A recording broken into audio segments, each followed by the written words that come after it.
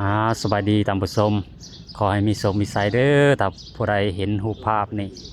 หรือว่าคลิปวิดีโอนี่มือนี้ก็ได้มากราบพระธาตุโพนมาขอพรนี่บรรยากาศในยามเช้าๆตามผู้ชม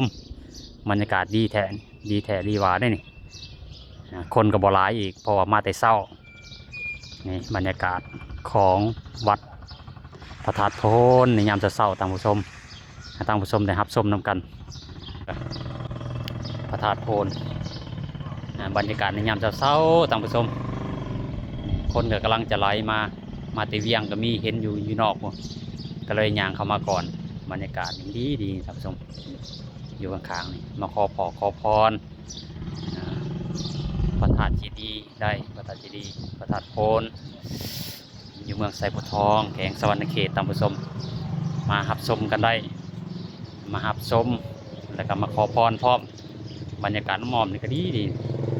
บรรยากาศลมลื่นในยามเช้าๆท่านผู้ชมขอบอกขอบใจเด้อ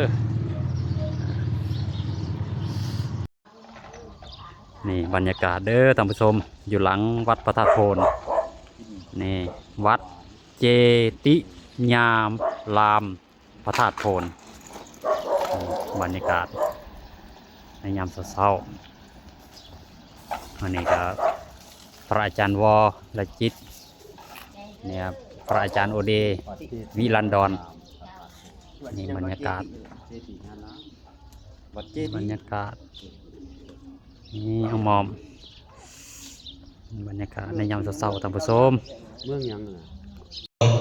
74 คนต่อกิโลเมตรประชาชนส่วนหลายแม้นถึงศาสนาพุทธในเมืองมี2ศาสนาคือศาสนาพุทธศาสนาคริสต์ระเบียง2สถิติพระสงฆ์และข้อมูลทั่วเมืองไซภูทององค์การพุทธศาสนาสปปลาวเมืองไซภูทองเป็นเมืองหนึ่งที่ขึ้นกับองค์การพุทธศาสนาสปปลาวแขวงสวรรณเขตห่างจากนครไกรสอนจำนวน35กิโลเมตรซึ่งจำนวนวัดและที่พักสงฆ์70แห่งวัดบ่มียกคู่0วัดที่พระสงฆ์จำพรรษาอยู่คือ6รายในมรณภาพใน5 ปีผ่านมามีจำนวน18ลูกแม่ขาว2ตน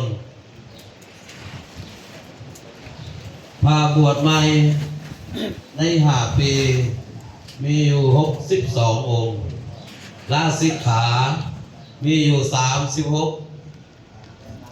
สมณเณร12ยกย้ายออก30ยกย้ายเข้ามาอยู่28องค์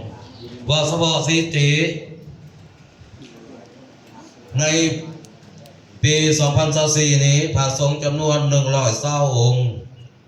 ที่ปกติและจำนวนสมณเณร81องค์แม่ขาวแม่ชี16ตนวัดหาดบุมีเรื่องงานการจัดตั้งและเรื่องงานการปกครองและการจัดตั้งของคณะสงฆ์3/1ระบบการจัดตั้งคณะสงฆ์เมืองไซภูทอง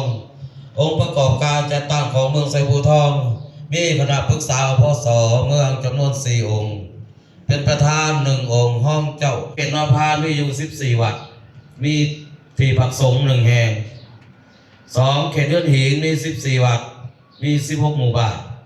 3เขตมวงไข่19วัดทั้งที่พักสงฆ์2แห่ง14หมู่บ้านเขตพลสมพงษ์มีอยู่11วัดมี9หมู่บ้านงานอปสเมืองไซภูทองสุดใหม่ในมื้อนี้ตัวเลข10กับตัวเลขวัด10เนี่ยยังหน่อยกว่าวัดเนาะบ่ได้ประมาณ50%ยังเหลืออีก2หน่วยจะได้50เนาะ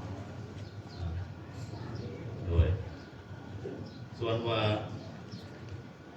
โตสุดท้ายเนาะสุดท้ายแม่นนิมนต์ครูบาอาจารย์เขามานั่งประจำที่เนาะนั่งประจำที่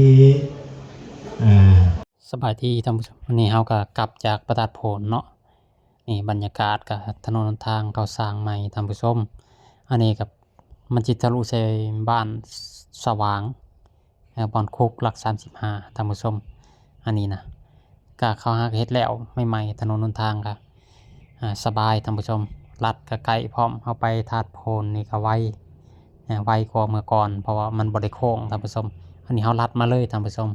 ถ้าว่าบ่ได้มาแต่สวรรค์นี่แห่งสบายเพราะว่าหนทางมันก็ดีอีหลีท่านผู้ชมไปมาก็สะดวกสบายเบิ่งนี่หนทางนี่หาก็สร้างใหม่นี่หาก็แล้วปีนี้แหละท่านผู้ชมเบิ่งนี่บรรยากาศครับถนนทางก็ดีท่านผู้ชมมันสิทะลุใส่พุ่นละขัวดำคำสั้นบ่ได้หนทางเช่นนี้นะมันก็สิย่อระยะเวลาเนาะแต่เมื่อก่อนเฮาขึ้นเทิงพุ่นแต่ณปัจจุบันนี้มันก็สิง่ายกว่าเก่าท่านผู้ชมเพราะว่าถนนหนทางมันก็สั้นลงหรือว่าระยะทางเจาะขึ้นพอก็เฮ็ดใหม่มันดีกว่าเก่าไปมาก็สะดวกสบายท่านผู้ชมในบริเวณนี้นะเห็นว่าต้นไม้ใบหญ้าก็งามในเขตนี้นะนี่ถนนหนทางนะสะอาดท่านผู้ชมขอขอบใจเด้อที่ติดตาม